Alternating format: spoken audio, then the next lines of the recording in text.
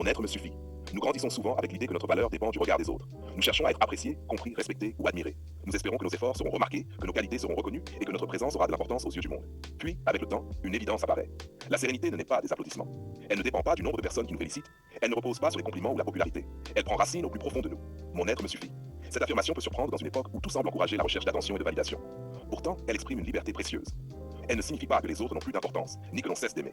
Elle signifie simplement que notre existence ne dépend plus de leur approbation. Quand mon être me suffit, je n'ai plus besoin de jouer un rôle. Je peux être sincère sans craindre de décevoir. Je peux reconnaître mes limites sans perdre l'estime que je me porte. Je peux avancer selon mon propre rythme, même lorsque personne ne remarque mes progrès. Beaucoup passent des années à construire une image destinée à satisfaire les attentes des autres. Ils adaptent leurs paroles, leurs choix et parfois même leurs rêves pour être acceptés. Peu à peu, ils deviennent étrangers à eux-mêmes, jusqu'à oublier qui ils sont réellement. Celui qui apprend à se connaître cesse de poursuivre une identité fabriquée. Il comprend que sa valeur ne dépend ni de son apparence, ni de son statut social, ni de l'opinion des autres. Les compliments deviennent agréables, mais ils ne définissent plus son identité. Mon être me suffit. Cela ne signifie pas que je souhaite vivre seul. Les relations sont essentielles à l'être humain. Nous avons besoin d'aimer, de partager, de construire et de grandir ensemble. Mais elles deviennent plus équilibrées lorsqu'elles naissent d'un choix libre, plutôt que d'un vide ailleurs. Je ne reste pas auprès de quelqu'un parce que j'ai peur d'être seul. Je reste parce que cette personne enrichit mon existence. La différence change tout. La peur de la solitude pousse parfois à accepter ce qui ne devrait jamais être accepté. Le manque de respect, les manipulations ou les concessions qui nous éloignent de nous-mêmes semblent alors préférables à l'abandon. Pourtant, la seule personne qui nous accompagne du premier au dernier jour de notre vie, c'est nous-mêmes. Si nous ne savons pas vivre en paix avec nous, comment pourrions-nous construire une relation véritablement équilibrée avec quelqu'un d'autre?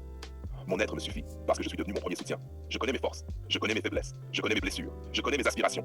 Je n'ai plus besoin que quelqu'un d'autre définisse ma valeur. Le regard du monde change sans cesse.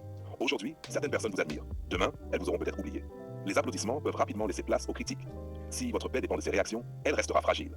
En revanche, lorsque votre équilibre vient de l'intérieur, les circonstances extérieures perdent une grande partie de leur pouvoir. Les critiques deviennent des occasions d'apprendre. Les compliments deviennent des cadeaux. Les erreurs deviennent des expériences. Les réussites deviennent des étapes, et non le fondement de votre identité. Certains confondent cette attitude avec de la prétention. En réalité, c'est souvent le contraire. Celui qui cherche sans cesse à prouver sa valeur manque souvent de sécurité intérieure. Celui qui est profondément en paix n'a plus besoin de convaincre. Il agit, il avance, il apprend, il construit, avec constance.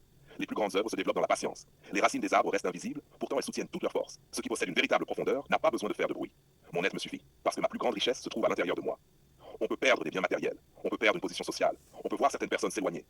Mais tant que l'on reste fidèle à soi-même, l'essentiel demeure. La comparaison est devenue une habitude de notre époque.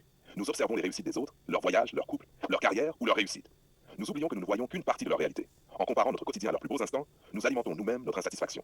Revenir vers soi est un véritable acte de liberté. C'est accueillir son histoire, respecter son rythme, honorer ses valeurs, poursuivre ses propres rêves. Ce n'est pas renoncer à évoluer, c'est évoluer sans abandonner ce que l'on est. Mon être me suffit. Cette phrase n'est pas un rejet du monde. Elle est une manière d'y vivre avec plus de vérité. Elle signifie que je peux aimer sans dépendre, donner sans me perdre, recevoir sans mendier l'affection, construire sans attendre une validation permanente. Et lorsque je me regarde dans un miroir, je n'attends plus que les autres me disent qui je suis. Je le sais déjà. C'est peut-être cela, la véritable liberté. Parvenir à vivre sans courir après l'approbation permanente, parce que l'on a trouvé la paix dans sa propre présence. Mon être me suffit. Et cette paix, aucune opinion extérieure